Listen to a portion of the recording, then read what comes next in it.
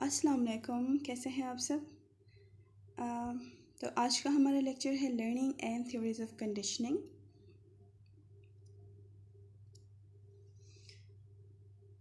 Lecture की तरफ जाने से पहले हम देखेंगे लर्निंग ऑब्जेक्टिव्स कि हम इस लेक्चर में क्या क्या कवर करेंगे, और by the end of this lecture you should be able to define learning, ways of learning, learning styles and theories of learning. तो सबसे पहले हम देखते हैं डेफिनेशन ऑफ लर्निंग। लर्निंग क्या है बेसिकली। तो एक सिंपल टर्म है, ठीक है, इसको सिंपल टर्मिनोलॉजीज़ में यूज़ करते हैं, डेली बेसिस पे यूज़ करते हैं।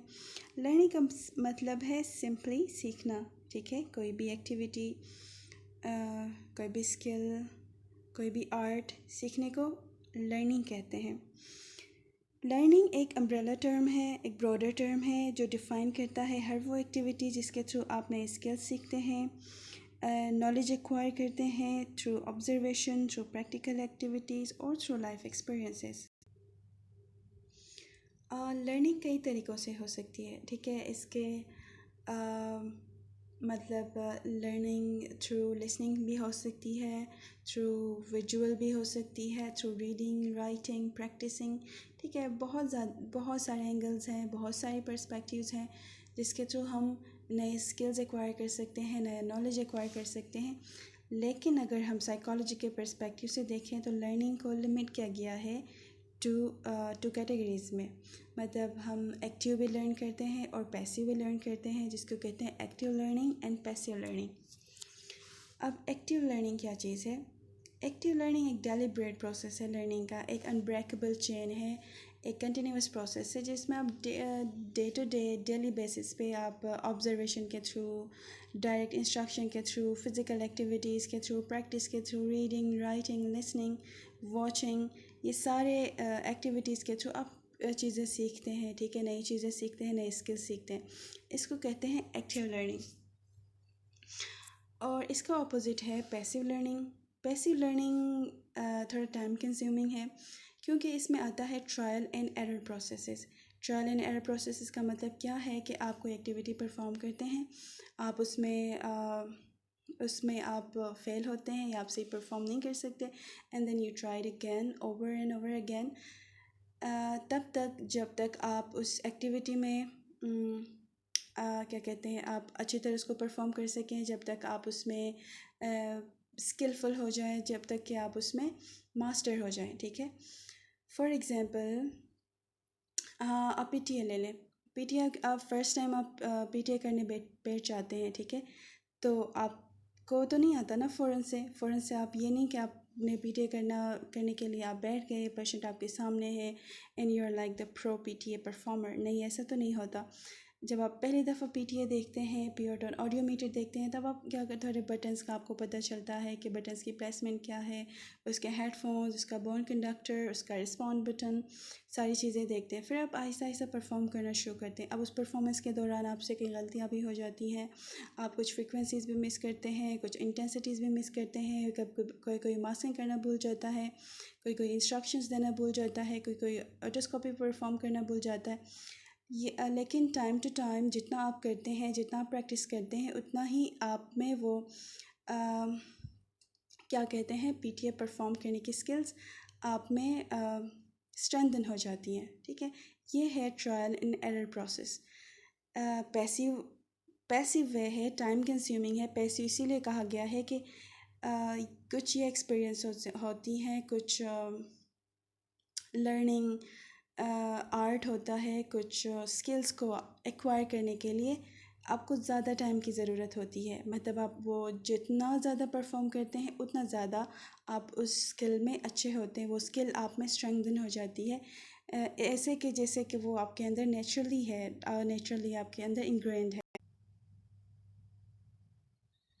उसके बाद है learning styles. Different learning styles होते हैं।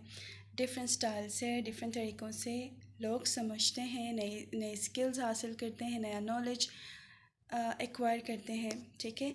क्योंकि हर इंडिविजुअल अपने आप में यूनिक है, ठीक है। अगर हम सब एक क्लास में पढ़ रहे हैं, अगर मैं आप सबको पढ़ा रही हूँ, इस डज़न मीन कि आप सब एक ही तरीके से समझें। कोई नोट्स बना के ज़्यादा समझ सकता है, कोई सुन के ज़्यादा समझता है, कोई विजुअलाइज करके ज़्यादा समझता है, अपने माइंड में स्टोरीज़ बना के समझता है, ठीक है। हर इंडिविजुअल का माइंड, हर इंडिविजुअल का इंटेलेक्ट लेवल, हर इंडिविजुअल के तरीके डिफरेंट होते हैं। इसी तरह लर्निंग स्टाइल्स भी डिफरेंट होते हैं। For example again psychological perspective से देखें तो 3 तरह के लर्निंग स्टाइल्स हैं: kinaesthetic learning, auditory learning and visual learning. जो किनेस्थेटिक लर्नर्स होते हैं ना, वो प्रेफर करते हैं कि वो एक्टिविटीज़ परफॉर्म करके समझें, चीज़ें सीखें। और वो जब तक कोई एक्टिविटी ख़ुद परफॉर्म नहीं करते, ख़ुद इन्वॉल्व नहीं होते, ख़ुद अपने काम हाथ नहीं चलाते, तो उनको अंडरस्टैंडिंग में प्रॉब्लम होती है। वो सही नहीं समझ सकते या सही नहीं सीख सकते, ठीक है। इसमें होता है hands on activities. For example अब देखें, कुछ बच्चे, अगर आप क्लासरूम में देखें या अपने घरों में देखें, कुछ बच्चे खेलते हैं कलर्स के साथ, पेंट्स के साथ, उसमें मतलब हाथ मैस क्रिएट करते हैं, तब जाके वो अच्छा सीखते हैं, तब जाके उनको वो पसंद आता है, उनकी अंडरस्टैंडिंग तब अच्छी होती है। उसके बाद है ऑडिटरी लर्निंग। ऑडिटरी लर्नर्स जो होते हैं वो प्रेफर करते हैं सुनना, ठीक है। वो सुनते हैं और उनको समझ आता है, ठीक है। For example again same example, class में कोई स्टूडेंट्स होंगे जो सिर्फ सुन के मतलब उनको नोट्स बनाने की ज़रूरत नहीं होती, उनको विजुअलाइजेशन की ज़रूरत नहीं होती, वो सुनते हैं और चीज़ें समझते हैं। ऐसे जैसे म्यूज़िशंस होते हैं, म्यूज़िशंस का टोटली जो उनका फोकस होता है वो लिसनिंग के ऊपर होता है। इसी तरह मेडिटेशन के टेक्निक्स होते हैं, वो सुनते हैं और सीखते हैं मेडिटेशन करना या फिर दूसरी एक्टिविटीज़।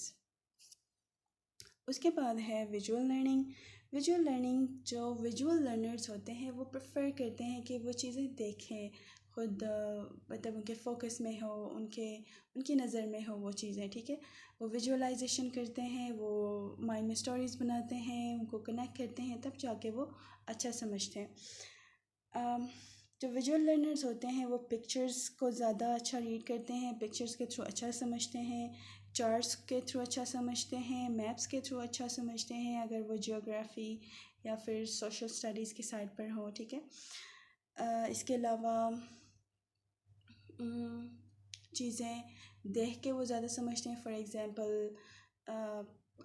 एग्ज़ाम्पल ले लें टीवी, कोई कुकिंग चैनल है, आप में से ऐसे होंगे जिनको कुकिंग का ज़्यादा शौक़ है, वो सिर्फ एक दफ़ा टीवी पर देखते हैं and then they go to kitchen और वो वही चीज़ बना के सर्व करते हैं। तो ये होते हैं विजुअल लर्नर्स। लर्निंग हर इंडिविजुअल में यूनिक है, ठीक है। कोई पिक्चर्स को देख के ज़्यादा समझता है, कोई ख़ुद परफॉर्म करके ज़्यादा समझता है, कोई ऑब्ज़र्वेशन करके ज़्यादा समझता है, ठीक है। उसके अलावा लर्निंग के लिए कोई जगह भी लिमिटेड नहीं है कि अगर हम बच्चे को स्कूल में भेज रहे हैं तो वो स्कूल में ही लर्न करेगा, बाहर कहीं लर्न करेगा, ऐसा नहीं है। लर्निंग अनलिमिटेड है, ठीक है। कोई आप ये कह सकते हैं कि बाउंडलेस है।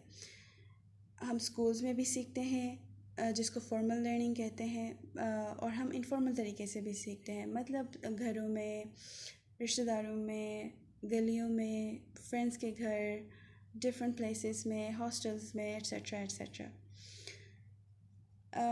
इसके अलावा हम बिहेवियर्स को प्रैक्टिस करके भी सीख सकते हैं, हम चीज़ें याद करके भी सीख सकते हैं। इसके अलावा हम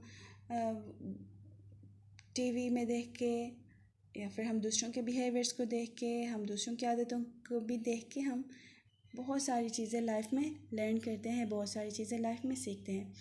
इसके अलावा डिफरेंट फॉर्मेट्स होती हैं, जैसे मल्टीमीडिया है, बुक्स हैं, लेक्चर्स हैं, सोशल मीडिया है, ठीक है। इसके अलावा लर्निंग इन्फ्लुएंस भी होता है through culture, family, social status, genetic traits, developmental ability and age. एक इंटरेस्टिंग पॉइंट है वो ये कि learning and behaviour are link together. ये कैसे? लर्निंग के थ्रू हमारी बिहेवियर्स मॉडिफाई होती हैं, कैसे मॉडिफाई होती है, इसकी पूरी थ्योरीज है जो कि मैं आगे आपको एक्सप्लेन करूँगी। अब जब हमारी बिहेवियर्स मॉडिफाई होती हैं तो हम मज़ीद मोटिवेट होते हैं नई चीज़ें लर्न करने के लिए, नए स्किल्स एक्वायर करने के लिए, नया नॉलेज लेने के लिए। फॉर एग्ज़ाम्पल, अगर आप में से कोई रीडर्स हों, आप एक बुक फिनिश करते हैं एंड देन आपको मज़ीद क्रेविंग होती है कि नहीं, मुझे और जानना है इसके बारे में, मुझे और पढ़ना है इसके बारे में, ठीक है।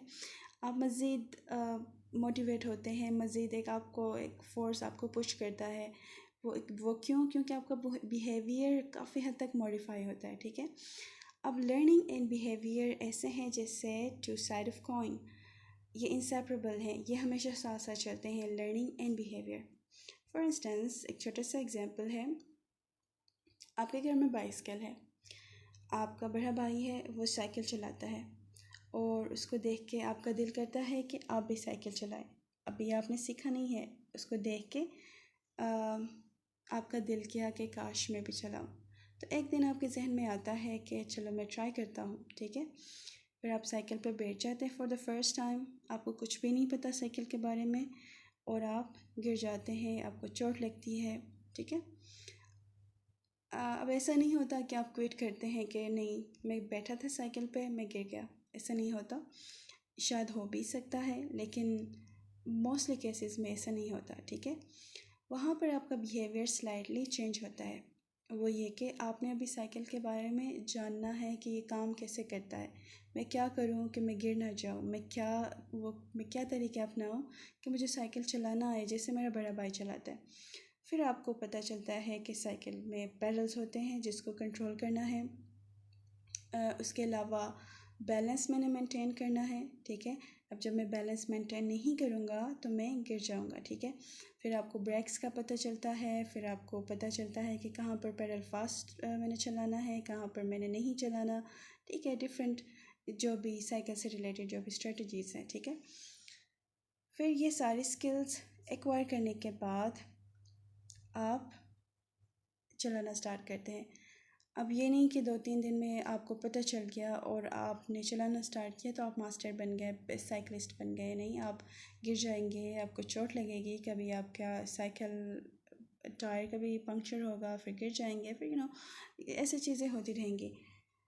जितना ट्रायल एंड एरर प्रोसेस होगा, जितना आप ट्राई करेंगे, जितना आपसे मिस्टेक्स आएंगी and then you try to correct them, उतना ज़्यादा आप स्किल में माहिर होंगे, उतना ज़्यादा आप साइकिल अच्छा चला सकेंगे, ठीक है। तो ये जो आपका बिहेवियर था मज़ीद सीखने के लिए कि मैं अच्छा साइकिल चलाऊँ, मैं अच्छी तरह साइकिल चलाऊँ, ठीक है, वो क्या हो गया, आपका बिहेवियर मॉडिफाई हो गया। अब वो मॉडिफाइड जो बिहेवियर है उसने आपको मज़ीद पुश किया कि नहीं, सीखो, तुम अच्छी तरह तुम कर सकते हो, ठीक है। एंड देन वन डे आप ऐसे बिल्कुल परफेक्शनिस्ट बन जाते हैं, ऐसे जैसे कि you are a born cyclist. ये होता है बिहेवियर एंड लर्निंग, इस तरह लिंक्ड होते हैं। इसी तरह जैसे कोई स्केच करता है, ठीक है, फॉर द फर्स्ट टाइम अगर वो हाथ में स्केच पेंसिल्स होते हैं वो लेता है, और स्क्रैच बुक होता है मेरे ख्याल में, ठीक है, वो लेता है, फॉर द फर्स्ट टाइम वो अजीब अजीब सी शक्लें बनाएगा, ठीक है। फिर वो मोटिवेट होगा कि नहीं, उससे रिलेटेड चीज़ें सीखेगा कि कहाँ मैंने शेड ज़्यादा करना है, कहाँ पे लाइट करना है, कहाँ पे किस तरह के कर्व्स और क्या क्या एंगल्स वगैरह वगैरह, ठीक है। तो जितना ज़्यादा वो उस स्केच करेगा, जितना ज़्यादा ट्रायल एंड एरर प्रोसेस से गुजरेगा, उतना ज़्यादा उसका जो स्केचिंग एबिलिटीज़ हैं वो अच्छी होंगी, इतना ज़्यादा उसका आर्ट खूबसूरत होगा और इतना ज़्यादा वो उस काम में। इसके बाद है theories of conditioning. Theories of conditioning हमारे लेक्चर का सेकंड पार्ट है और ये बहुत ही ज़्यादा इम्पोर्टेंट पार्ट है, तो इसको आपने अच्छी तरह समझना है। थ्योरीज़ ऑफ कंडीशनिंग को देखने से पहले हमें पता होना चाहिए कंडीशनिंग क्या है। कंडीशनिंग का सिंपली मतलब है किसी भी बिहेवियर इधर पॉजिटिव और नेगेटिव, किसी भी बिहेवियर को मॉडिफाई करना थ्रू लर्निंग इज़ कंडीशनिंग, ठीक है। अब इस कंडीशनिंग से रिलेटेड मींस कि बिहेवियर की मॉडिफिकेशन से रिलेटेड हमारे पास कुछ थ्योरीज़ है जिनको बिहेवियरिज्म भी कहा जाता है, ठीक है। ये बहुत ही बड़ा टर्मिनोलॉजी यूज़ होता है साइकोलॉजिकल फील्ड्स में, साइकोलॉजिकल पर्सपेक्टिव्स में।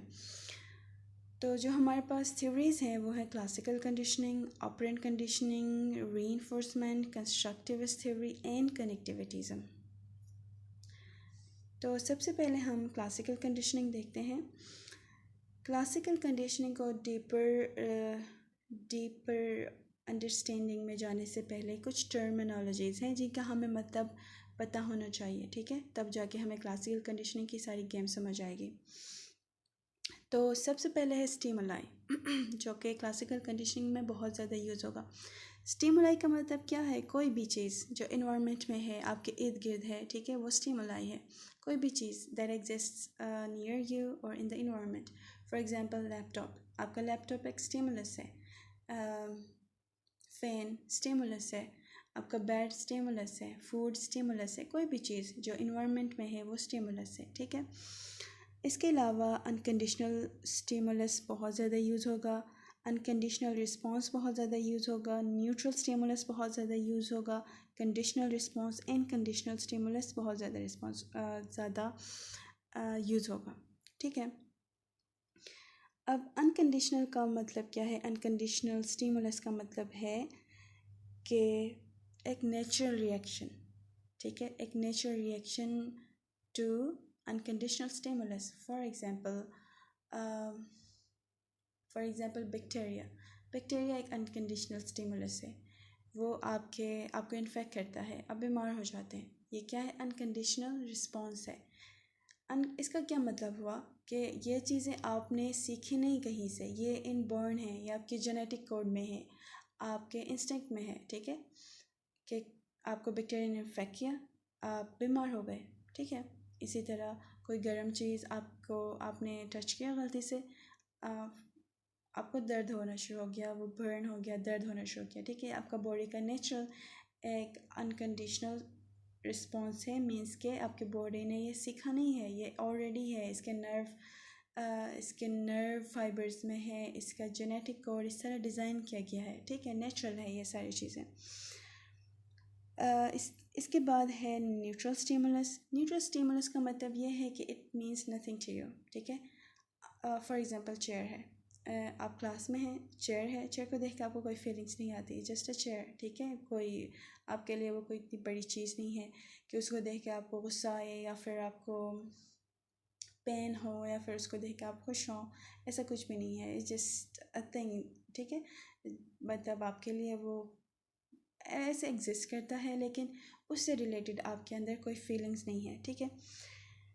अब आते हैं conditional response and conditional stimulus. Conditional stimulus मतलब कोई भी स्टिमुलस हो गया, उसके रिस्पॉन्स आपने थ्रू लर्निंग आपने एक रिस्पॉन्स सीखा, ठीक है। अब वो कैसे सीखा मैं आपको बता देती हूँ। क्लासिकल कंडीशनिंग का जो फाउंडर है वो है आइवन पावलो, ठीक है। ये एक रशियन साइकोलॉजिस्ट था। आइवन पावलो एक दिन बोर हो गया, ठीक है, तो इसके घर में एक कुत्ता था। इसने क्या देखा, इसने सोचा कि चलो मैं बोर हो गया हूँ तो मैं इस कुत्ते को ऑब्ज़र्व करता हूँ। तो ये क्या करता था, कुत्ते के लिए खाना लेकर जाता था। खाने में क्या लेकर जाता था? गोश्त लेकर जाता था। जब भी पावलो कुत्ते के करीब गोश्त लेकर जाता था तो कुत्ता स्लाइवा एक्सक्रीट करना शुरू हो जाता था, ठीक है। तो पावलो ने कहा कि मैं कुछ करता हूँ इसके साथ, ठीक है। इसने कहा कि मैं कुछ एक्सपेरिमेंट करता हूँ। तो इसने क्या किया कि एक दिन एक बेल लेकर गया साथ। अब वो क्या करता था, पहले बेल बजाता था। बेल क्या है इस कॉन्टेक्स्ट में? बेल एक न्यूट्रल स्टिमुलस है। कुत्ते के लिए बेल कोई कुछ भी नहीं है, ठीक है। कुत्ते के लिए गोश्त एक अनकंडीशनल स्टिमुलस है, ठीक है। और अनकंडीशनल मतलब कि वो स्टिमुलस जो कुत्ते के अंदर फीलिंग जनरेट करती है। फॉर एग्जांपल कुत्ते ने गोश्त देखा, कुत्ते ने सलाइवा एक्सक्रीट किया, ठीक है। वो एक नेचुरल था, उसके लिए अनकंडीशनल रिस्पॉन्स था, वो नेचुरली होता था, उसको क्रेविंग होती थी, उसको पसंद था गोश्त, ठीक है। वो नेचुरली हो गया। ऐसे जैसे अगर आपको चीज़ बर्गर पसंद है, मैंने चीज़ बर्गर का नाम लिया, आपको भूख लगना शुरू हो गई, या आपका दिल किया कि मैं खाना चाहता हूँ, या मैं खाना चाहती हूँ, तो ये क्या है? Unconditional response and unconditional stimulus, ठीक है। अब इसने क्या किया? Let's get back to dog and Pavlov. इसने क्या किया? बेल लेकर गया और साथ गोश्त भी लेकर गया। अब इसने क्या किया कि एक न्यूट्रल स्टिमुलस दिया जो कि बेल था, ठीक है। Neutral stimulus, again neutral stimulus वो स्टिमुलस है जिसको देख के आप में कोई फीलिंग्स नहीं आती, या किसी भी क्रीचर में कोई फीलिंग्स नहीं आती। अब कुत्ते ने बेल के साथ क्या करना था? कुछ भी नहीं करना था। तो पाउलो ने कहा कि मुझे तो ये कुत्ते का रिस्पॉन्स पसंद नहीं आया। तो उसने क्या किया? उसने बेल बजाया, फिर उसने क्या किया? कुत्ते को खाना दिया, मीन्स गोश्त दिया। अब इसने ये काम कोई 20-25 दिन किया, ठीक है, मीन्स के काफ़ी अरसे के लिए किया। तो कुत्ते ने उस न्यूट्रल स्टिमुलस को कंडीशनड बनाया, ठीक है। उसको लगा कि बेल और गोश्त का कुछ है, कुछ ये रिलेटेड है। कुत्ते को ये लगा कि जब बेल बजता है तभी मेरा खाना आता है, ठीक है। तो ट्रिक किया गया कुत्ते को सिंपली, ठीक है। तो अब जब पाउलो बेल बजाता था तो कुत्ते में सलाइवा जनरेट होता था, ठीक है। वो एक्सक्रीट करता था, उसमें वो क्रेविंग्स आ जाती थी, ठीक है। वो जो गोश्त को देखकर आती थी, वो अब बेल को सुनकर आती थी। तो कई बार ये इसने परफॉर्म किया, कई बार इसको मतलब इसको आदत हो गई, कुत्ते को कंडीशनड हो गया टू न्यूट्रल स्टिमुलस, ठीक है। अब पाउलो ने क्या किया कि अब मैं कोई और काम करता हूँ। अब मैंने इसको कंडीशन बनाया है।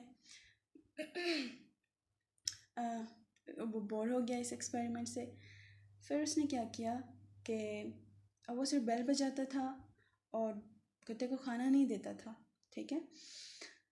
वो बेल बजाता रहा कई दिन, और एक हफ्ते के लिए सपोज़। तो कुत्ते ने सलाइवा सिक्रीट किया।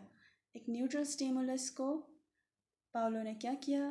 कुत्ते की क्रेविंग्स के साथ या कुत्ते की पसंदीदा फूड के साथ कंडीशनड बनाया, ठीक है। वो जो रिलेटेड नहीं था, वो जो न्यूट्रल था, अब वो क्या हो गया? कंडीशनड हो गया कुत्ता उस बेल के साथ, ठीक है। अब ऐसे करता गया कोई 50-60 दिन तक करता गया। कुत्ते को भी समझ आ गया कि ये तो मेरे साथ ट्रिक कर रहा है, ये तो मेरे साथ गेम खेल रहा है। तो कुत्ते ने कहा कि मैं नहीं करता सलाइवा जनरेट, क्योंकि खाना तो मिलना नहीं है। तो क्या हो गया? वो जो क्रेविंग्स आती थी, वो जो सलाइवा एक्सक्रीट होता था, वो नहीं हो रहा था। वो जो एक बिहेवियर उसमें आया था कुत्ते में कि बेल को देख के सलाइवा एक्सक्रीट होना, वो बंद हो गया। इसको साइकोलॉजिकल टर्मिनोलॉजीज में कहते हैं एक्सटिंक्शन, ठीक है। वो एक आदत बन गई थी, एक बिहेवियर बन गया था, वो ख़त्म हो गया, ठीक है। अब जब ख़त्म हो गया तो ख़त्म हो गया मतलब वो अब नहीं करता था। तो अब क्या किया पाउलो ने? बेल बजाया दोबारा, और दोबारा कुत्ते को खाना दिया, ठीक है। दोबारा उसके आगे मीट रखा, तो कुत्ते ने दोबारा सलाइवा जनरेट करना स्टार्ट किया, ठीक है। इसको कहते हैं स्पॉन्टेनियस रिकवरी, मतलब एक चीज़ ख़त्म हो गई थी लेकिन वो उसके मेमोरी में था, उसने फ़ौरन गोश्त देखा और साथ साथ बेल बजाया, तो वो फ़ौरन से उसने सलाइवा जनरेट किया। अब ये सारा बताने का क्या मकसद है? इसका ये मकसद है कि क्लासिकल कंडीशनिंग में स्टिमुलस, एक unconditional stimulus and conditional stimulus को पेयर करते हैं, ठीक है। एक बिहेवियर को मॉडिफाई करने के लिए उसको पेयर किया जाता है। फॉर एग्ज़ाम्पल, अगर हमने पाउलो एंड डॉग के केस में देखा, bell and meat. Bell neutral stimulus था, ठीक है, और मीट जो है अनकंडीशनल स्टिमुलस था। इन दोनों को पेयर करके कुत्ते के अंदर एक बिहेवियर मॉडिफाई करवाया, ठीक है, एक बिहेवियर जनरेट करवाया, जो कि बेल सुन के वो सलाइवा जनरेट कर, पहले उसके लिए कुछ भी नहीं था, अब जस्ट वो तो हर दूसरे दिन बेल सुनता था, उसके लिए कुछ भी नहीं था। फिर जब उसको उसके साथ आदी किया गया, उसको कंडीशन किया गया, तो वो सलाइवा जनरेट करने लगा। ठीक है, ये है क्लासिकल कंडीशनिंग, मतलब कि दो stimuli, natural and unnatural stimuli को पेयर करके एक बिहेवियर की मॉडिफिकेशन होती है।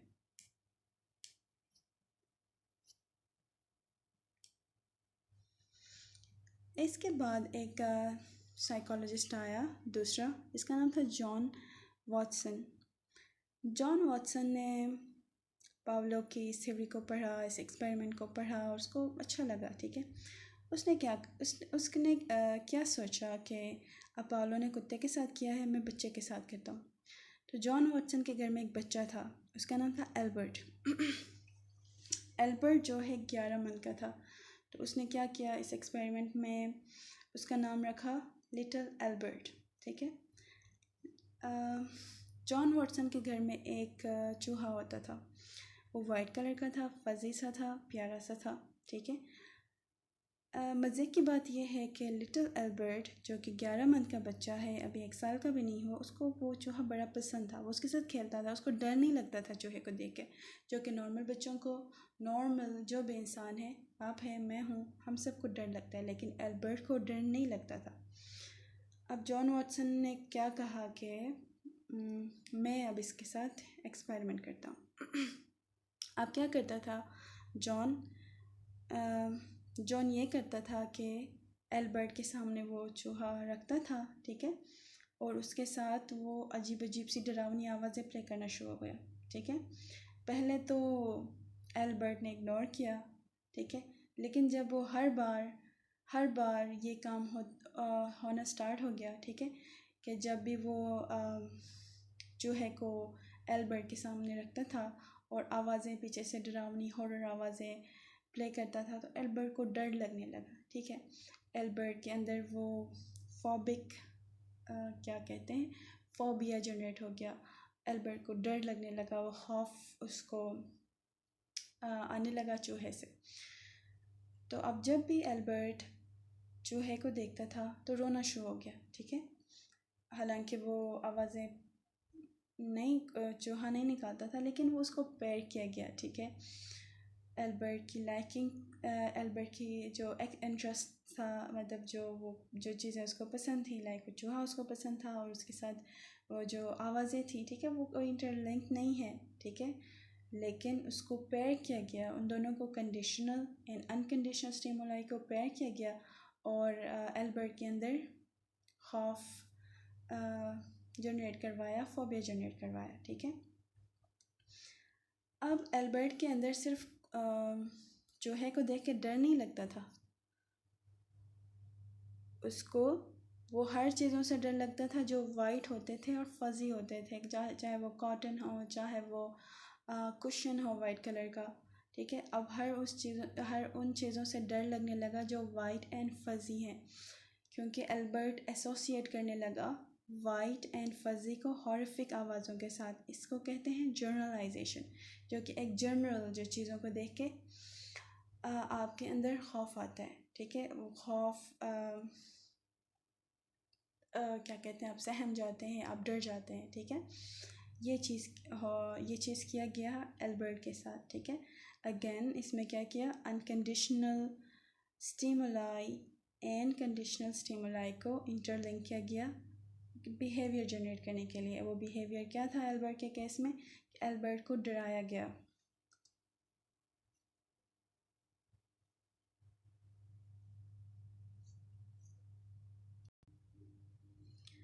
दूसरी थ्योरी है operant conditioning. Operant conditioning basically BF सिकनर ने बनाया था। इसको इंस्ट्रूमेंटल कंडीशनिंग भी कहते हैं। तो अगर आपको कहीं पर इंस्ट्रूमेंटल कंडीशनिंग नज़र आए या फिर एग्ज़ाम में इंस्ट्रूमेंटल कंडीशनिंग से रिलेटेड क्वेश्चन आए तो कंफ्यूज नहीं होना, क्योंकि operant conditioning and instrumental conditioning are the same. Mostly ये होता है कि साइकोलॉजिकल पर्सपेक्टिव्स में साइकोलॉजिकल जो टर्मिनोलॉजीज होती हैं कि 3-3, 4-4, 5-5 नाम भी होते हैं। ठीक है, तो इसमें कोई कंफ्यूज होने वाली बात नहीं है, सारा कंसेप्ट, सारे आइडियाज़ उसी नाम के इर्द गिर्द घूमते हैं और वो जिस भी मेन आइडिया से बिलोंग करते हैं वो सेम होते हैं, ठीक है, जिस नाम ही डिफरेंट होते हैं। तो बीएफ सिकनर ने सोचा कि चलो आइवन पावलो ने काम किया है क्लासिकल कंडीशनिंग के ऊपर, इसने natural stimulus in natural stimulus को मिला के तो कोई बिहेवियर मॉडिफाई किया है, अब मैं कोई और काम करता हूँ, ठीक है। मैं साइकोलॉजिकल ये जो थ्योरीज़ हैं इसको मैं नेक्स्ट लेवल पर लेकर जाता हूँ। तो इसने क्या किया, इसने एक्सपेरिमेंटेशंस की और इसने ये कहा कि बिहेवियर को मॉडिफाई किया जा सकता है, बिहेवियर को स्ट्रेंथन भी किया जा सकता है, उस बिहेवियर को पर्टिकुलरली जो डिज़ायरेबल है उसको स्ट्रेंथन किया जा सकता है, और वो जो बिहेवियर जो अनडिज़ायरेबल है, जो पसंद नहीं है, जो अच्छा नहीं है, उसको रोका भी जा सकता है, ठीक है।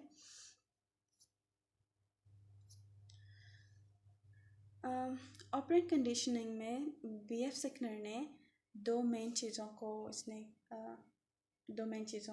इसने डिफ़ाइन किया, ठीक है, कंस्ट्रक्ट किया, जो है रीइंफोर्समेंट एंड पनिशमेंट।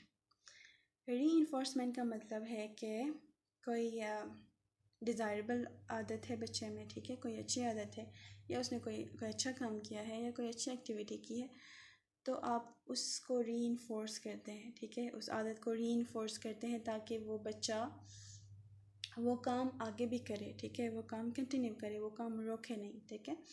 उसके बाद पनिशमेंट है जो अपोजिट है, किसी बच्चे में कोई आदत अच्छी नहीं है, आपको पसंद नहीं है या कोई भी पसंदीदा नहीं है, अनडिज़ायरेबल है, तो उसको रोकें, ठीक है, उसको रोकें, उसको मज़ीद बढ़ने ना दें या उसको ख़त्म करें। रीइंफोर्समेंट पॉजिटिव भी होता है, नेगेटिव भी होता है, और पनिशमेंट भी पॉजिटिव और नेगेटिव होता है, ठीक है। पॉजिटिव रीइंफोर्समेंट क्या है, यह एक एग्जांपल देती हूँ, इसमें सारा आपको गेम समझ आ जाएगा। एक बच्चा है, ठीक है, उसने क्लास में टॉप किया। अब उसने क्लास में टॉप किया, उसके पेरेंट्स उससे बहुत ज़्यादा खुश हुए और उन्होंने उसको साइकिल ला के दिया। साइकिल उन्होंने इसलिए ला के दिया कि बच्चा खुश हो जाए और वो नेक्स्ट क्लास में भी कोशिश करे, नेक्स्ट क्लास में भी वो पोजीशन लेने की कोशिश करे, ठीक है। तो उसको पॉजिटिवली रीइंफोर्स किया ताकि बच्चा पढ़े और शौक़ से पढ़े। लेकिन बच्चा तो बच्चा है, बच्चे ने क्या किया, सारा दिन साइकिल पे लगा रहा, ठीक है, साइकिल खेलने पे लगा रहा, उसका सारा ध्यान खेलने पे गया। अब वो क्या करता था, सारा दिन साइकिल चलाता है, पढ़ाई कम करता है, होमवर्क टाइम पे नहीं करता, तो स्कूल से शिकायतें आने लगी, ठीक है। टीचर ने बताया कि आपका बच्चा पहले बहुत अच्छा था, अच्छा काम करता था, क्लास में भी इंटरेस्ट लेता था, अब पता नहीं इसको क्या हो गया, ना ये अच्छी तरह पढ़ता है, ना टाइम पे होमवर्क करता है, ना इसकी कॉपी नीट होती है, वगैरह वगैरह। तो पेरेंट्स ने क्या किया, उस बच्चे के वो जो अब वो नहीं पढ़ता उसको नेगेटिवली रीइंफोर्स किया। कैसे, उन्होंने कहा कि उन्होंने साइकिल उठाया, ठीक है, उससे टेम्परेरी बेसिस पर उन्होंने कहा कि जब तक तुम पढ़ोगे नहीं तो हम तुम्हें साइकिल नहीं देंगे, ठीक है। उसका जो रिवार्ड था उसको होल्ड किया। अब बच्चे को तभी साइकिल मिलेगा जब वो पढ़ेगा, जब वो अच्छा होमवर्क करेगा, जब वो क्लास में पोजीशन लेगा, ठीक है। इसको कहते हैं नेगेटिव रीइंफोर्समेंट, मतलब for the time being temporary basis पे उसका जो रिवार्ड है उसको होल्ड किया ताकि बच्चा वो अच्छी जो आदत थी वो करे और उसको दोबारा मतलब मोटिवेट हो जाए, वो जो उसकी अच्छी आदत थी, जो उसकी एक अच्छी एक्टिविटीज़ थी वो आगे परफॉर्म करे, वो परफॉर्म करने के लिए मोटिवेट हो जाए। जबकि दूसरा जो हमारे पास है पनिशमेंट कोई भी अनडिज़ायरेबल जो भी आदतें हैं बच्चों में, कोई भी अनडिज़ायरेबल किसी भी बच्चे में, उसको रोकने के लिए पनिशमेंट स्ट्रेटजी अप्लाई किया। बीएफ सिकनर ने कहा कि ये अप्लाई करो। पनिशमेंट में क्या होता है, बेसिकली नेगेटिव एंड पॉजिटिव, ठीक है। एक बच्चा है वो बहुत बदमाश है, ठीक है, बच्चों को मारता है, कोई वजह नहीं है, आउट ऑफ नोवेयर किसी बच्चे को देखा, मेहमान आ गए घर में, तो क्या किया बच्चे ने, वो उनको मारने लगा, ठीक है, उनके साथ नहीं खेलता, उनको मारता है और वगैरह वगैरह। तो अब उसकी अम्मी ने क्या किया, उसको कमरे में बंद किया और उसको मारा, ठीक है, बदले में। अब बच्चे को पता चल गया कि अगर मैं दूसरे बच्चों को मारूंगा या किसी रीज़न के बगैर मारूंगा तो मुझे भी पड़नी है मार। तो वो क्या करेगा, उस आदत को रोकेगा, ठीक है। वो डर जाएगा, वो सोचेगा नेक्स्ट टाइम वो आदत परफॉर्म करने से पहले, ठीक है। ये होता है पॉजिटिव पनिशमेंट। पनिशमेंट देना इस इंटेंशन से कि बच्चे का जो नेगेटिव बिहेवियर है वो बढ़े नहीं, वो या तो ख़त्म हो जाए या वहीं पर रुक जाए, वो बढ़े नहीं सिंपली। अब जो नेगेटिव पनिशमेंट क्या है? नेगेटिव पनिशमेंट सेम हम इस एग्जांपल लेते हैं, रीइंफोर्समेंट वाला, साइकिल वाला एग्जांपल। तो क्या किया था, वो जो बच्चा जिसने पहले टॉप किया था उसको साइकिल मिला उसने पढ़ा नहीं, बाद में उसे साइकिल उठाया गया। अगर आप उस बच्चे को आप नेगेटिवली पनिश कर रहे हैं तो हम क्या करेंगे, उस साइकिल को परमानेंट बेसिस पे उठाएंगे। हम कहेंगे कि अब नहीं, अब तुमने पढ़ाई नहीं की, तुम्हें साइकिल नहीं मिलेगा, ठीक है। उसको परमानेंटली, उसका जो रिवार्ड था परमानेंटली उसको विड्रॉ किया, ठीक है। परमानेंटली विड्रॉ किया ताकि बच्चा पूरी ज़िंदगी याद रखे कि उसने कितनी बड़ी गलती की थी, ठीक है। Just a saying. लेकिन नेगेटिव पनिशमेंट में क्या होता है, एक परमानेंट एक विड्रॉ होता है, ठीक है। परमानेंट विड्रॉल, कोई भी अपने बच्चे को प्रेजेंट दिया या कोई भी गिफ्ट वगैरह, ठीक है, उसकी आदतों को रीइंफोर्स करने के लिए दिया था, बच्चे ने कदर नहीं की, तो आपने क्या किया, उसको परमानेंटली उसको विड्रॉ किया ताकि बच्चे का जो नेगेटिव बिहेवियर है वो ठीक हो जाए, बच्चे की आदतें सेट हो जाएं।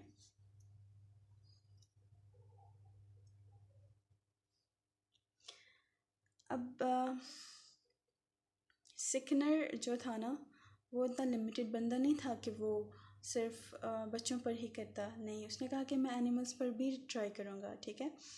अब उसने क्या किया कि जो पिजन्स होते हैं, केज होता है, पिंजरा, उसके अंदर बॉक्स रखा, उस बॉक्स को किसी लीवर के साथ अटैच किया, बॉक्स के अंदर पिजन्स के लिए फूड रखा। अब पिजन्स क्या करते हैं, जंप करते हैं, केज के ऊपर चढ़ते हैं, ठीक है, जो भी उसकी एक्टिविटीज़ हैं। अब वो क्या करते थे, जंप करते करते बाई चांस लीवर पर वो जंप मारते थे, ठीक है। ये नहीं कि उनको पता था कि ये मैं लीवर पर जंप करूँगा तो ये बॉक्स से मुझे फूड आएगा, नहीं। ये तो इंसान की आदत है ना कि हमें पता चलता है, हम सोचते हैं, हम एनालाइज करते हैं। लेकिन जो पिजन था वो तो बाई चांस वो जंप करता गया, बाई चांस गलती से ये भी कह सकते हैं कि लीवर पर वो उसने जंप किया तो फूड आया उसके लिए, ठीक है। वो बॉक्स खुल गया और उसमें से कोई कुछ गिरा। पहले तो उसको पता नहीं चला पिजन को, ठीक है, एक दो दफ़ा उसने किया, फिर वो बार बार करता रहा, ठीक है।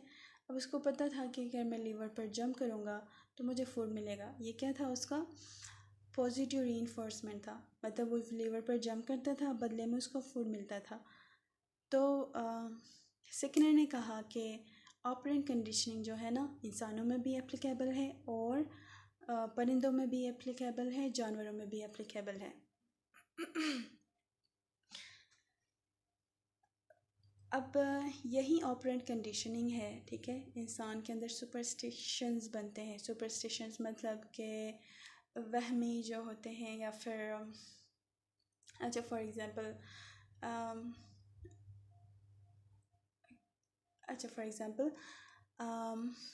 हमारे वहाँ पर एक सुपरस्टिशन है, ठीक है, कि अगर जूता उल्टा हो जाए तो घर में मतलब मेरी शामत है, या मैंने कोई काम गलत किया है, तो या मेरे कोई काम अम्मी को पसंद नहीं आया है, वो मुझे बातें सुनाएंगी, ठीक है। ये हुआ होगा किसी के साथ एक दो मरतबा, ठीक है, पुराने ज़माने में हुआ होगा कि उसका जूता उल्टा हुआ होगा और वो घर गया होगा या घर से बाहर गया, किसी काम से वापस आया होगा, तो उसको पड़ी होगी मार और बातें सुनी होंगी, ठीक है। अब वो रिवॉल्व करता आ रहा है अभी तक, ठीक है, अभी भी इन सुपरस्टिशंस पे लोग यकीन करते हैं, ठीक है। इस काइंड ऑफ ऑपरेंट कंडीशनिंग। इसी तरह कि काले बिल्ली अगर रास्ता काटे तो आपको बैड लक है, तो आपको नहीं है वो काम करना चाहिए, वगैरह वगैरह। ये जो है ऑपरेंट कंडीशनिंग है, ठीक है। बाय चांस किसी के साथ ऐसे हुआ, कई बार हुआ होगा बाय चांस, और लोगों ने इन मिथ्स को, इन बिलीव्स को रिवॉल्व किया, ठीक है, और लोगों ने सुपरस्टिशंस बनाए, ठीक है। एक और चीज़, B.F. सिकनर जो था ना, इसने यहाँ पर अपनी थ्योरी को लिमिट नहीं किया था। इसने क्या किया कि इसका एक कंक्लूजन भी बताया। काफ़ी एक्सपेरिमेंटेशन के बाद इसने ये कहा कि पनिशमेंट कोई अच्छी चीज़ नहीं है, ठीक है। जो मैं बिहेवियर मॉडिफाई करना चाह रहा था वो पनिशमेंट से नहीं हो रही, ठीक है। जो मैं आदतें विड्रॉ करवाना चाह रहा था, जो मैं आदतें ख़त्म करवाना चाह रहा था, जो अनडिज़ायरेबल आदतें हैं, वो पनिशमेंट से नहीं हो रही, बल्कि रीइंफोर्समेंट एक बेहतर आइडिया है, एक बेहतर अप्रोच है बिहेवियर को स्ट्रेंथन करने के लिए और बिहेवियर को मॉडिफाई करने के लिए। बिहेवियर एक डिज़ायरेबल बिहेवियर है, उसको मज़ीद कंटिन्यू करवाने के लिए, ठीक है। ये कहा B.F. सिकनर ने। अब आपको थोड़ी बहुत कन्फ्यूजन हुई होगी कि क्लासिकल कंडीशनिंग में भी हम बिहेवियर को मॉडिफाई कर रहे थे और ऑपरेंट कंडीशनिंग में भी हम कुछ ऐसा कुछ कर रहे हैं, ठीक है। क्लासिकल कंडीशनिंग और ऑपरेंट कंडीशनिंग में कुछ एक मार्जिन है, ठीक है, जो दोनों को डिस्टिंक्टली डिफाइन करता है।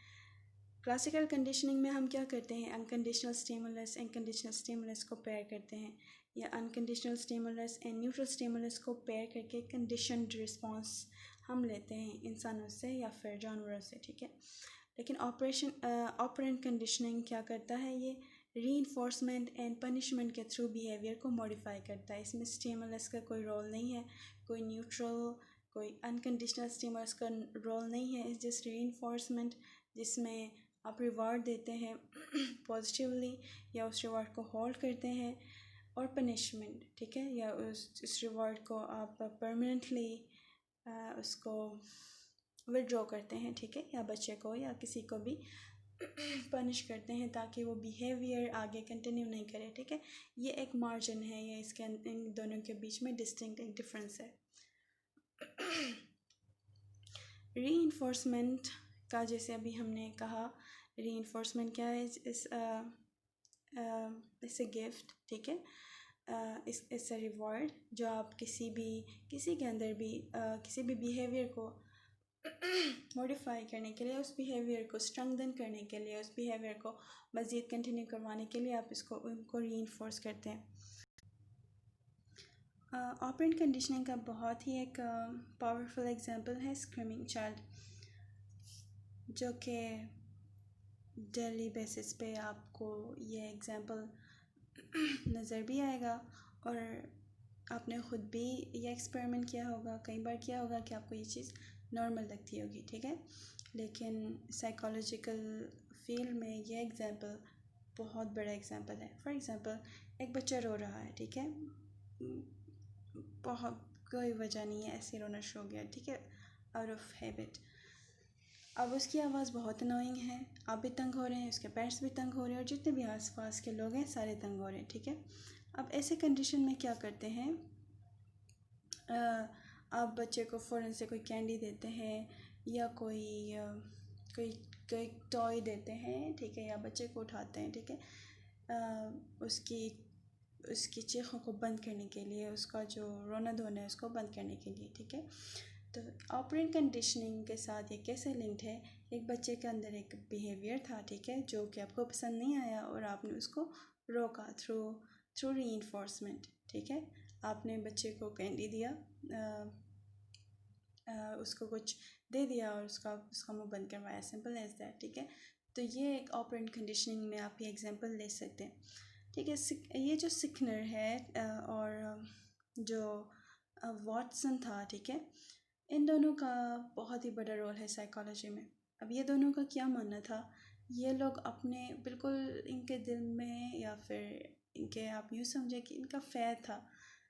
इन्होंने कहा कि दुनिया में जितने भी इंसानों के बिहेवियर्स हैं उसको मॉडिफाई किया जा सकता है through operand conditioning and through classical conditioning.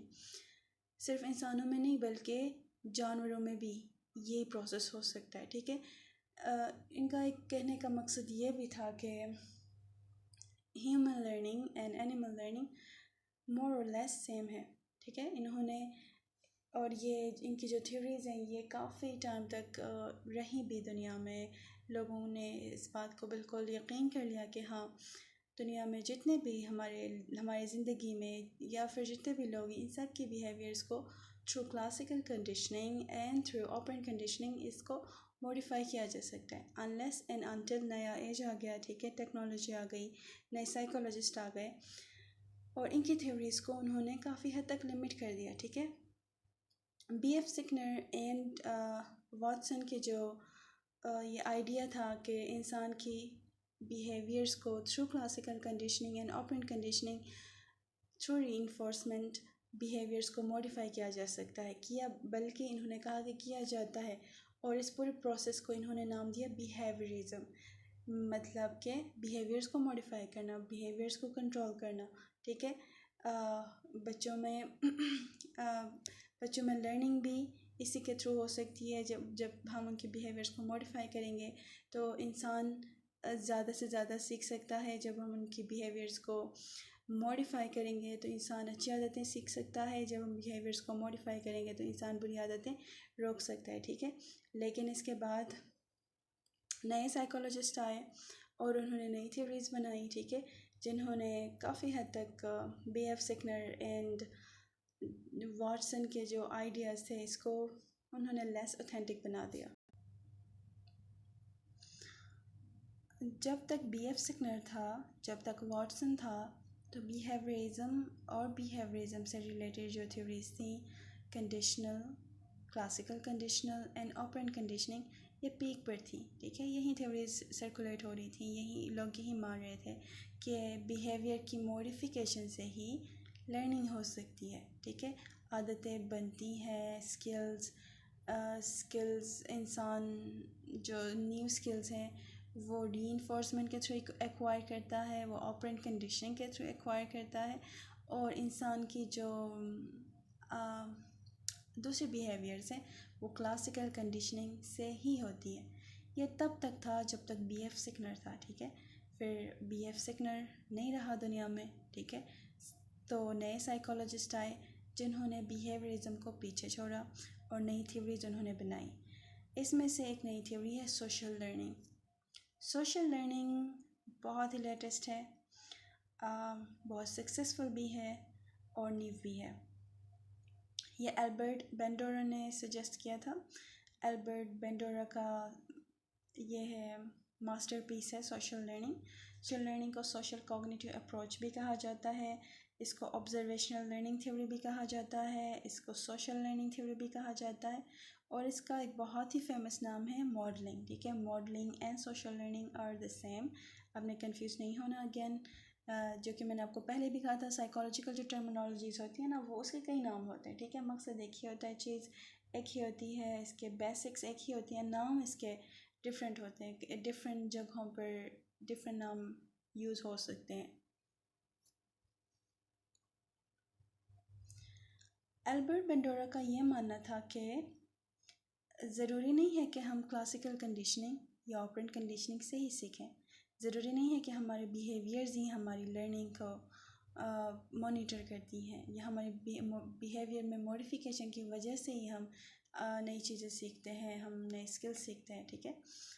उसने कहा कि ज़रूरी नहीं है कि बिहेवियरिज्म ही हमारे स्किल्स को करे, मतलब इन्हांस करे।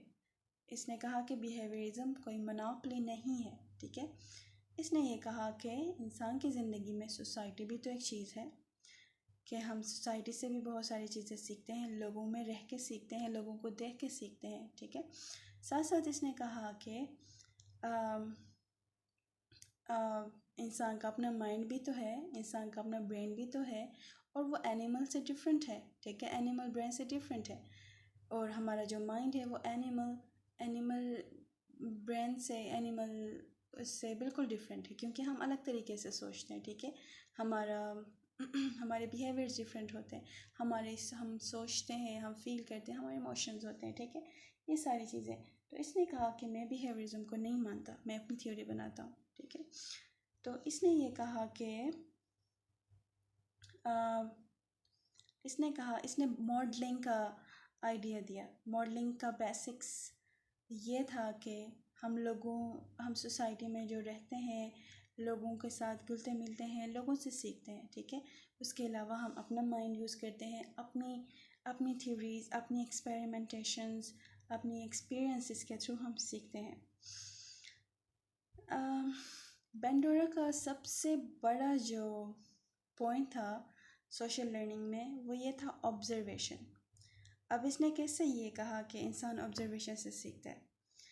बेंडोरा ने किया, एक बच्चे को इसने नोटिस किया। एक बच्चे के पास था बोबो डॉल, ठीक है। बोबो डॉल का बहुत ही बड़ा हिस्ट्री में इसका बहुत ही बड़ा नाम है, ठीक है। इसके इसी बोबो डॉल के पीछे ये सारी थ्योरी बन गई है। वो कैसे, एक बच्चा था, उसके पास एक बोबो डॉल था, ठीक है।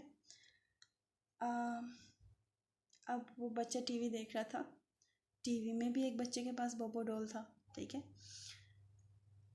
वो बच्चा देख रहा था, उसने तो पहले ये जो म्यूचुअल उनके पास डॉल थी वो खुश हो गया कि मेरे पास भी है और टीवी में जो बच्चा है उसके पास भी है।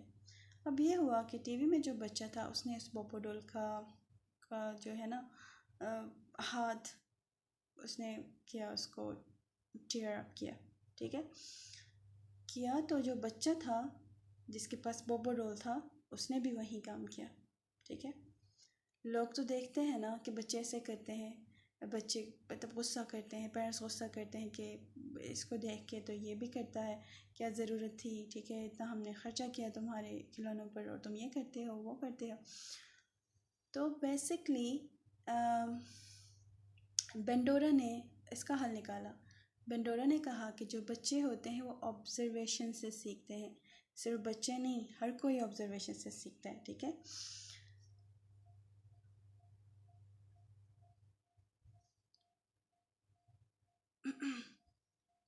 इसके अलावा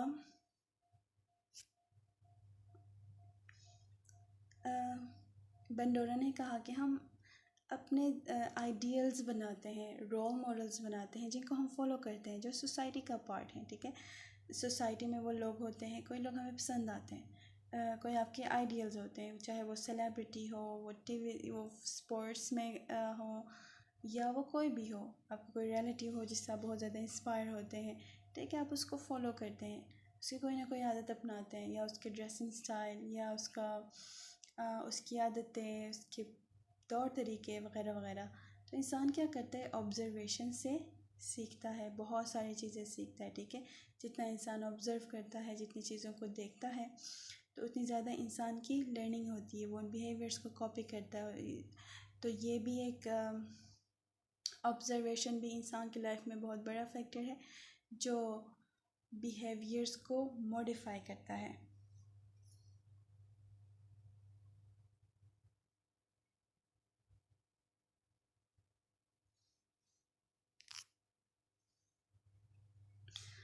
अच्छा, एक टर्मिनोलॉजी यूज़ होती है सोशल लर्निंग में जिसको कहते हैं विकेरियस। विकेरियस पनिशमेंट के इसमें भी यूज़ होता है, सेंस में भी यूज़ होता है। Vicarious reinforcement, vicarious learning. Vicarious का मतलब सिंपल इसकी मीनिंग्स हैं कि किसी और को देख के, किसी और की एक्सपीरियंस को देख के, या किसी और की बिहेवियर्स को देख के सीख जाना, ठीक है। आपने किसी और के बिहेवियर को देखा, किसी और की लाइफ एक्सपीरियंसेस को देखा और आपने अपनी लाइफ में इंटीग्रेट किया, उसकी लर्निंग्स को आपने अपनी लर्निंग समझी, उनके एक्सपीरियंसेस से आपने सीखा। अब विकेरियस पनिशमेंट क्या है। विकेरियस पनिशमेंट, ये एग्जांपल मैं आपको देती हूँ। क्लास में बच्चे शोर कर रहे थे, क्लास में 50 बच्चे थे, सारे शोर कर रहे थे। बाहर से टीचर आ गई, टीचर को गुस्सा आ गया और टीचर ने क्या किया, 2-4 बच्चों को खड़ा किया और उनको मारा। अब उन बच्चों को मारा तो पूरी क्लास 50 की स्ट्रेंथ थी, सारे बच्चे खामोश हो गए, ठीक है। विकेरियस पनिशमेंट में यह हुआ कि एक बच्चे को देखा किसी ने, ये सारी क्लास ने कुछ बच्चों को देखा उनको पनिशमेंट मिल रही है, तो उन्होंने फ़ौरन से, उनको पता चल गया, उन्होंने मतलब वो ऑब्ज़र्व किया और उन्होंने सीखा कि शोर करने की वजह से इन बच्चों को पनिशमेंट मिली है, हमें भी मिल सकती है, बेहतर है हम खामोश रहें, ठीक है। यह होता है विकैरियस पनिशमेंट, मतलब किसी और की पनिशमेंट को देखकर आपने उसके जो पॉजिटिव उसकी जो है इम्पैक्ट्स हैं जो भी हैं वो अपने इंटीग्रेट की, ठीक है, फ़ौरन से। फॉर एग्ज़ाम्पल क्लास में असाइनमेंट 4-5 बच्चों ने असाइनमेंट सबमिट करवाई, 4-5 बच्चों ने नहीं करवाई, ठीक है। अब जो नहीं करवाई उन्होंने अपना एक वो बनाया, ठीक है, अपने कमेटी बनाई कि हम नहीं करते असाइनमेंट, छोड़ो क्या है ये नहीं है। अब क्या हो गया कि उनको 0-0 मार्क्स मिल गए, ठीक है। 0-0 मार्क्स मिलने की वजह से उनका जो असेसमेंट था उस पर इम्पैक्ट पड़ा, ठीक है।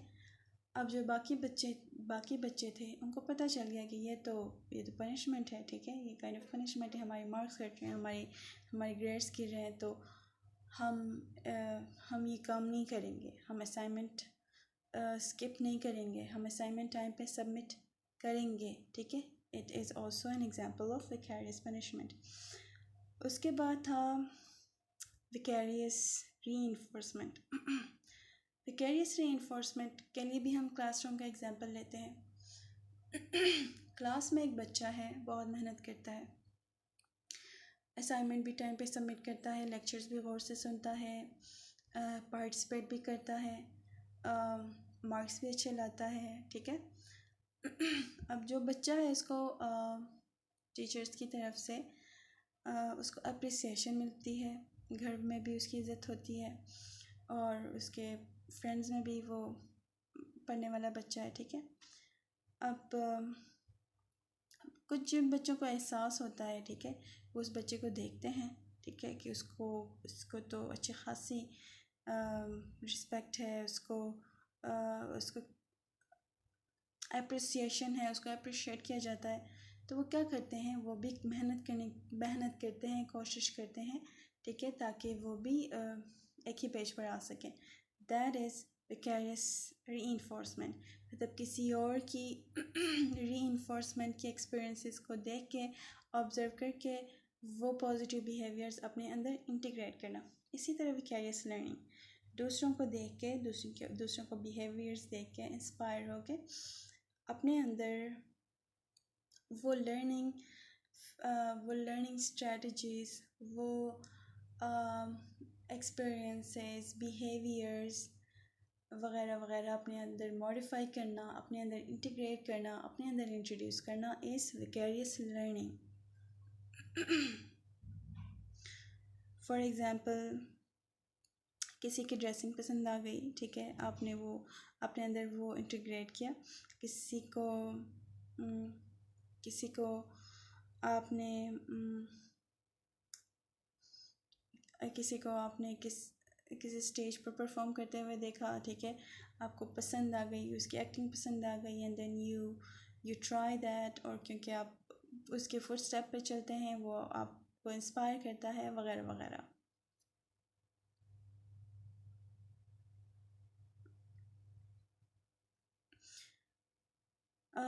मॉडलिंग सिर्फ इंसानों में लिमिटेड नहीं है, ठीक है। जापान में देखा गया है कि मंकीज़ भी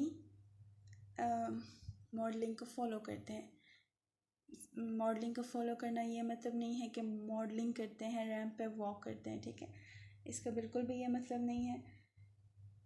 मॉडलिंग का सिंपल ये मतलब है कि दूसरों को देख के अपने अंदर वो बिहेवियर्स इंट्रोड्यूस करना, इंटीग्रेट करना, प्रैक्टिस करना। जापान में कुछ मंकीज़ का क्लैन था, ठीक है, वो रहते थे साथ, तो वो खाने में क्या खाते थे, चावल खाते थे, ठीक है। अब कुछ मंकीज़ ऐसे करते थे कि वो जो चावल हैं वो धो के खाते थे, कुछ ऐसे खाते थे, ठीक है, रेत वगैरह मिक्स हुआ होता था वैसे खाते थे। अब किसी की नज़र पड़ गई उस मंकी पर जो चावल धो के खा रहा था, उससे रेत वगैरह अलग कर रहा था, साफ़ करके खा रहा था। फिर क्या किया, वो सारे से इंस्पायर हो गए और उन्होंने वो बिहेवियर कॉपी किया, और सब वो जो भी पूरा क्लैन था मंकीज़ का, उन्होंने वो आदत खुद में अपनाई। सोशल लर्निंग के बाद हमारे पास नेक्स्ट जो लर्निंग थ्योरी है वो कंस्ट्रक्टिविस्ट थ्योरी। कंस्ट्रक्टिविस्ट थ्योरी के नाम से ही हमें थोड़ा बहुत आइडिया होता है कि ये किस बारे में हो सकती है, ये लर्निंग कैसी लर्निंग हो सकती है। कंस्ट्रक्टिविस्ट वर्ड कंस्ट्रक्ट से ड्राइव हुआ है, कंस्ट्रक्शन से ड्राइव हुआ है। बेसिकली इस लर्निंग मैकेनिज़्म या इस लर्निंग थ्योरी का ये मानना है कि इंसान नॉलेज कंस्ट्रक्ट करता है अपने अंदर, ठीक है, अपने अंदर नॉलेज कंस्ट्रक्ट करता है through experiences, through personal experiences, through others experiences and stuff like that. Constructivist theory या कंस्ट्रक्टिविज़म बेसिकली शॉन पियाजे ने बनाया था, ठीक है। इसका ये मानना था कि इंडिविजुअल जो लाइफ एक्सपीरियंसेस लेता है अपनी सोसाइटी से, लोगों से, वो अपने अंदर स्टोर भी कर लेता है और उसको एसिमुलेट भी कर लेता है। एसिमुलेशन का मतलब होता है कि वो जो नॉलेज स्टोर हुआ है, वो जो उसने अपने एक्सपीरियंसेस से जो एक नॉलेज लिया है, अपने लिए कुछ चीज़ें डिस्कवर की हैं, वो लेटर लाइफ के लिए भी यूज़ करता है। वही नॉलेज बाद में जैसे लाइफ में अगर ऐसी कोई कंडीशन आ गई तो उसको पता होता है कि हाँ ये पहले भी हुआ था, तो यहाँ पर अगर ये प्रॉब्लम मेरे लाइफ में आ गई है, या फिर जिस तरह का भी प्रॉब्लम जिसने से पहले दफ़ा पहले भी एक्सपीरियंस किया है, अब दोबारा एक्सपीरियंस करने जा रहा है, वो क्या करता है, उन एक्सपीरियंसेस के बेस पे उस चीज़ को ट्रबल शूट करता है, ठीक है। एक कॉमन सा एग्जांपल है, मोस्टली क्या करते हैं, रात को हम देखते हैं बिल्लियाँ, ठीक है, बाहर, तो वहाँ से हम एक जब हम उनको डेली बेसिस पे देखते हैं, वहाँ उनको देख के हम एक नॉलेज अपने लिए कंस्ट्रक्ट करते हैं। हम ये समझते हैं कि बिल्लियाँ रात को जागती हैं, ठीक है, रात को जागती हैं, रात को हांट करती हैं, रात को वगैरह वगैरह जो भी उनकी एक्टिविटीज़ होती हैं। तो इसका मतलब ये होगा कि बिल्लियाँ सुबह सोती होंगी, दिन को सोती होंगी, क्योंकि दिन को बहुत कम बिल्लियाँ नज़र आती हैं एज़ कम्पेयर टू नाइट, ठीक है। इसी तरह आउल का भी यही है कि आउल का हमारे पास ये नॉलेज है कि रात को जागते हैं, ठीक है, रात को हंट करते हैं और दिन को सोते हैं, ठीक है। अब हम क्या करते हैं, हमारी पर्सनल एक्सपीरियंसेस हैं, पर्सनल ऑब्जर्वेशंस हैं, उसके बेस पे हम नॉलेज बनाते हैं, ठीक है, नॉलेज कंस्ट्रक्ट करते हैं। अब इसी नॉलेज को हम क्या करते हैं, इंटर रिलेट करते हैं, कनेक्शंस बनाते हैं। फॉर एग्जांपल जैसे हम बिल्ली के एग्जांपल में हमने कहा कि अगर बिल्ली दिन को रात को अगर जाग रही है, रात को हंट करती है, तो ऑटोमेटिकली यह अंडरस्टूड है कि वो दोपहर को सोती होगी, सुबह सोती होगी और रात के लिए एनर्जी सेव करती होगी। फिर यही चीज़ हम आउल्स में एसोसिएट करते हैं, क्योंकि हम हमारे पास सिर्फ यही पिक्चर है कि आउल रात को जागता है, रात को हंट करता है, ठीक है। बाकी जो उसके साथ जो एसोसिएटेड नॉलेज है कि वो दिन को सोती होगी, दिन को सोता होगा, दिन को आराम करता होगा, ठीक है, ये चीज़ें हम अपनी personal observations and personal experiences से ये चीज़ें हम कनेक्ट करते हैं, उसकी इंटरलिंक्स बनाते हैं, कनेक्शंस बनाते हैं।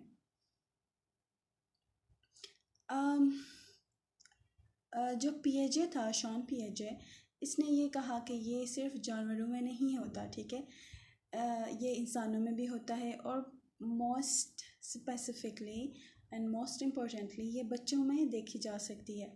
फॉर एग्ज़ाम्पल कोई बच्चा है, ठीक है, उसको आपने पज़ल्स दिए, शुरू में वो ऑब्ज़र्व करेगा पज़ल्स को कि पज़ल्स कैसे होते हैं, और आहिस्ता आहिस्ता वो सीखेगा, ठीक है, उनको जोड़ना, उनके पिक्चर्स को वो ट्रबल शूट करना, और अपनी ऑब्जर्वेशन से, अपनी प्रैक्टिस से वो काम सीखेगा, पज़ल्स को आपस में मिलाना, पज़ल सॉल्व करना। अब आपने उसको एक सिंपल सा पज़ल दिया था क्योंकि उसका वो फर्स्ट गो था, ठीक है। नेक्स्ट टाइम आप उसको कोई कम्प्लेक्स पज़ल्स देते हैं, ठीक है, ज़्यादा पज़ल्स देते हैं। अब बच्चा क्या करता है, आपको बच्चे को बताने की ज़रूरत नहीं होती कि ये पज़ल्स हैं, ये डिफरेंट शेप्स हैं इसके अंदर, तो आपने इसको मिलाना है और ये पज़ल सॉल्व करना है। बच्चे को बताने की ज़रूरत नहीं होती, क्योंकि बच्चा खुद ही कर लेता है, क्योंकि बच्चे को पता चल गया है, ठीक है, बच्चे ने अपनी पर्सनल ऑब्जर्वेशन से, अपनी पर्सनल एक्सपेरिमेंट से ये चीज़ सीख ली है, उसने नॉलेज कंस्ट्रक्ट कर दिया है, उसको अब पज़ल्स के बारे में पता है, आपको उसको बताने की ज़रूरत नहीं है। ये कंस्ट्रक्टिविज़म थ्योरी इस तरह काम करता है। अम, इसके साथ साथ पिएजे ने ये भी कहा थ्रू कंस्ट्रक्टिविज़म कि अर्ली लाइफ में अर्ली स्टेजेस पे जो लर्निंग होती है बच्चों में वो इम्पोर्टेंट है, ठीक है। जिस तरह बच्चों को मोल्ड किया जाएगा, जिस तरह उसकी लर्निंग होगी, जिन वे से लर्निंग होगी वो आगे उसकी पूरी पर्सनालिटी में इंटीग्रेट होंगी।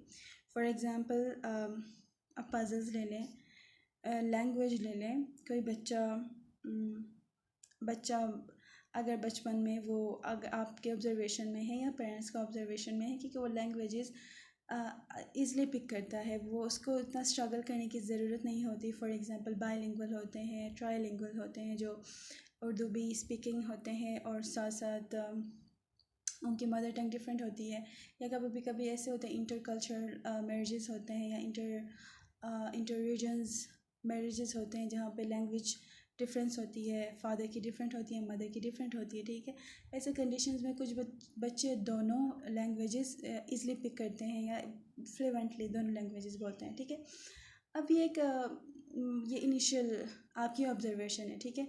अब आपने ये कहा कि बच्चा लैंग्वेजेस पिक करता है, बच्चे लैंग्वेज स्किल्स की एबिलिटी रखता है, तो आप उसको मज़ीद लैंग्वेजेस के एक्सपोजर देते हैं, ठीक है। मज़ीद उसको इंग्लिश हो, स्पेनिश हो, वट एवर, उसको एक्सपोजर देते हैं और वो मज़ीद लैंग्वेजेस सीखता है, ठीक है। लैंग्वेज की जो उसकी एबिलिटी है वो मज़ीद स्ट्रॉन्ग हो जाती है।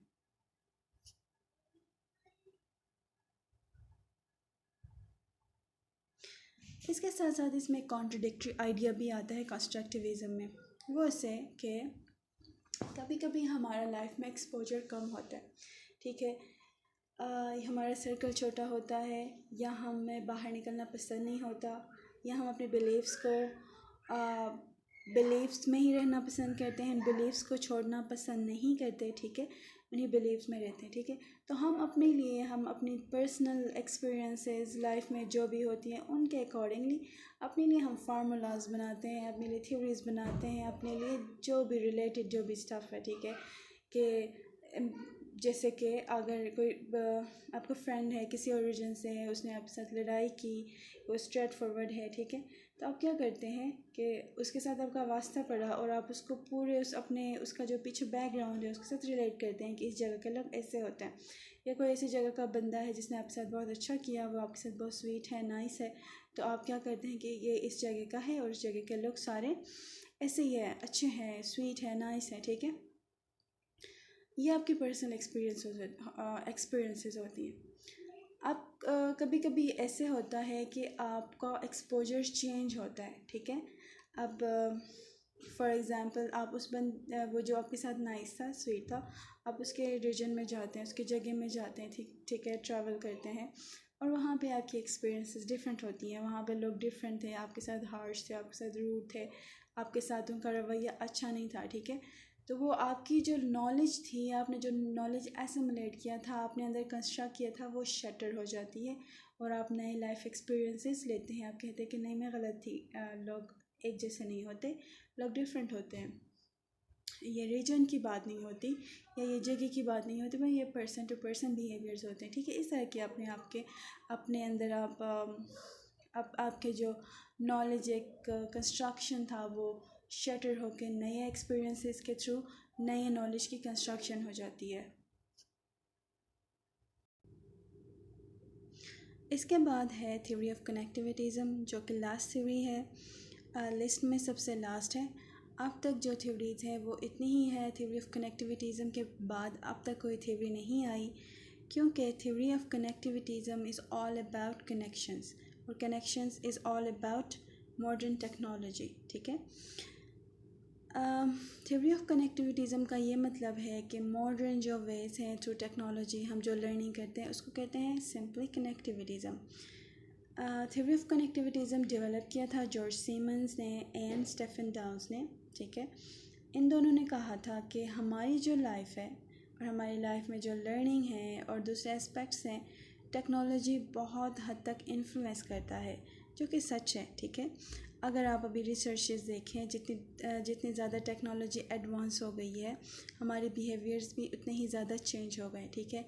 लोगों में नार्सिसिज्म आया है, लोग सेल्फिश हो गए हैं, लोगों में डिप्रेशन इतना ज़्यादा आया है, इतना ज़्यादा डिप्रेशन का रेट है कि इससे पहले किसी भी टाइम में, किसी भी एरा में इतना डिप्रेशन किसी को नहीं था। इतना ज़्यादा सेल्फ हेटिंग, एंग्जाइटी और जितने भी साइकोलॉजिकल प्रॉब्लम्स हैं, ठीक है। तो इन्होंने कहा, ये सारी चीज़ें ऑब्ज़र्व करके इन्होंने कहा कि हमारी ज़िंदगियाँ टेक्नोलॉजी से बहुत ज़्यादा इन्फ्लुएंस होती हैं, ठीक है।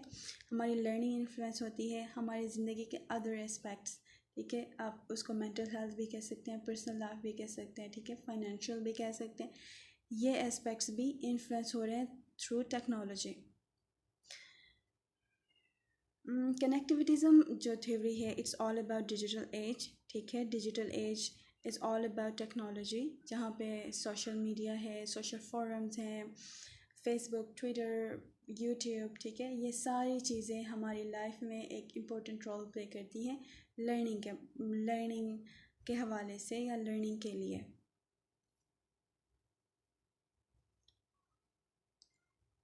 इस थ्योरी का डिज़ाइन करने का मकसद ये था कि ये जो साइकोलॉजिस्ट्स हैं, George Siemens and Stephen Downes, इनका ये कहना था, यानी ये कहते हैं कि through connections, through social networks हम ज़्यादा इंफॉर्मेशन एकमुलेट कर सकते हैं, ज़्यादा इंफॉर्मेशन के लिए हमारा एक्सेस होता है, विच इज़ ट्रू, ठीक है। अब आप गूगल खोलते हैं, अब आपको लाइब्रेरी जाने की ज़रूरत नहीं होती। अगर आपके पास इंटरनेट एक्सेस है तो एक ही मिनट में आप पता नहीं क्या क्या इंफॉर्मेशन एक्सेस कर सकते हैं, ठीक है। इसी तरह आप फेसबुक खोलते हैं, फेसबुक पे तरह तरह की न्यूज़ होती है, ठीक है, तरह तरह की न्यूज़ होती है, तो आपको डिफरेंट न्यूज़ चैनल्स पर जाने की ज़रूरत नहीं होती। इसीलिए इसी तरह ट्विटर आप खोलते हैं, ट्विटर पे हर तरह की न्यूज़ है, दुनिया में जो भी हो रहा है, globalisation, global problems, global connectivity, जो भी चीज़ें होती हैं वो सारी हमें थ्रू सोशल मीडिया पता चल जाती है, ठीक है।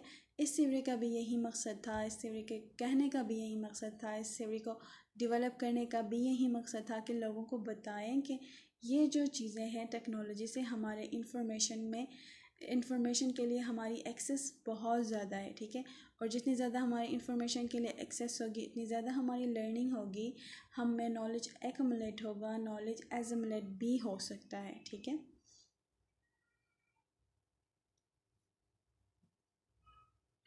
कुछ इस थ्योरी के प्रिंसिपल्स हैं, इम्पोर्टेंट प्रिंसिपल्स हैं जो इसी के गिर्द कनेक्टिविटीज़म थ्योरी रिवॉल्व करता है। तो इसमें सबसे पहले है learning and knowledge rest in diversity of opinions. इसका ये मतलब है कि जितनी ज़्यादा ओपिनियंस की डाइवर्सिटी होगी उतनी ज़्यादा हमारी लर्निंग होगी, इतनी ज़्यादा हमारा नॉलेज बढ़ेगा, ठीक है। डाइवर्सिटी ऑफ ओपिनियंस का क्या मतलब है, इस फ्रीडम ऑफ स्पीच, ठीक है। जितना ज़्यादा आपके पास ओपिनियंस हैं, जितना ज़्यादा आपके पास नॉलेज है, जितना आप शेयर करते हैं या कोई आपके साथ शेयर करता है, तो आपके नॉलेज में इजाफ़ा होता है, आपकी लर्निंग होती है, आप नॉलेज एक्युमुलेट करते हैं। सेकेंड इसका प्रिंसिपल था learning is a process of connecting specialised notes और इंफॉर्मेशन सोर्सेज। इसका ये मतलब है कि लर्निंग सिंपली एक प्रोसेस है, ठीक है। लर्निंग के प्रोसेस में हम क्या करते हैं, जो इंफॉर्मेशन सोर्सेज हैं उनको कनेक्ट करते हैं, ठीक है। इंफॉर्मेशन के जो सोर्सेज, डिफरेंट इंफॉर्मेशन के सोर्सेज को कनेक्ट करने का नाम है और उनको शेयर करने का नाम लर्निंग है। It's just a process through which information sources are connected. Learning में reside in non human appliances. इसका ये मतलब है कि लर्निंग इंसान के माइंड तक लिमिटेड नहीं है, या इंसान के हार्ट तक लिमिटेड नहीं है, या इंसान की लाइफ या सोसाइटी तक लिमिटेड नहीं है। इसका मतलब है कि लर्निंग सिर्फ इंसान नहीं है, इंसानों में लिमिटेड नहीं है, बल्कि ये नॉन ह्यूमन, जो नॉन लिविंग जो भी चीज़ें हैं उसमें है, उसमें बहुत ज़्यादा इंफॉर्मेशन है। फॉर एग्ज़ाम्पल आर्टिफिशियल इंटेलिजेंस, ठीक है, कंप्यूटर्स, आर्टिफिशियल इंटेलिजेंस, इन सब में इंफॉर्मेशन है। इनफैक्ट अभी जो रिसर्चेस हो गए हैं, अभी जो एक्सपेरिमेंटेशंस हो गई हैं, तो आर्टिफिशियल इंटेलिजेंस ह्यूमन स्किल से कई ज़्यादा स्ट्रॉन्ग है, ठीक है, कई ज़्यादा वो अच्छा काम करता है। मतलब ह्यूमंस की जो भी एफिशिएंसी है उससे आर्टिफिशियल इंटेलिजेंस की एफिशिएंसी कई ज़्यादा है। फोर्थ इसका पॉइंट था, nurturing and maintaining connection is needed to facilitate continual learning. ठीक है,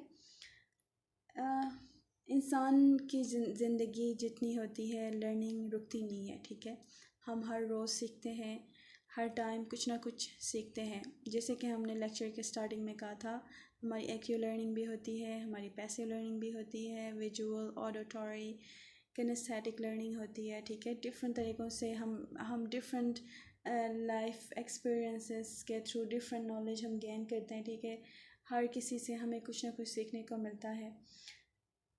तो इस पॉइंट का भी यही मकसद था कि जो लर्निंग को कंटिन्यूस बनाने के लिए कनेक्शंस मेंटेन करना ज़रूरी है। कनेक्शंस को सिर्फ मेंटेन करना ज़रूरी नहीं है, बल्कि उनको नर्चर भी करना ज़रूरी है, उनको ग्रो करना भी ज़रूरी है। ठीक है, जितने ज़्यादा हम कनेक्शंस बढ़ाएंगे, जितने ज़्यादा हम ओपिनियंस की डाइवर्सिटी में रहेंगे, जितना ज़्यादा हमें एक्सेप्टेंस होगा, उतनी ज़्यादा हमें लर्निंग भी होगी।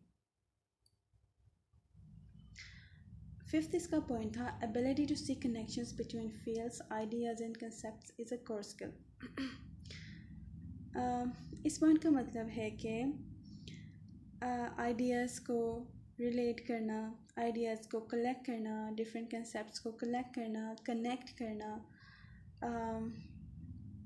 डिफरेंट आइडियाज़ के बारे में पढ़ना, डिफरेंट आइडियाज़ के बारे में जानना इज़ अ कोर स्किल। ठीक है, ये एक इंसान में स्किल है जो सीखी जा सकती है, ये इनबॉर्न नहीं होती, आपके जीन्स में नहीं होती, बल्कि ये ऐसी स्किल्स सीखी जा सकती हैं। ठीक है, through connecting ideas, through connecting fields, through connecting concepts, through acceptance, through tolerance.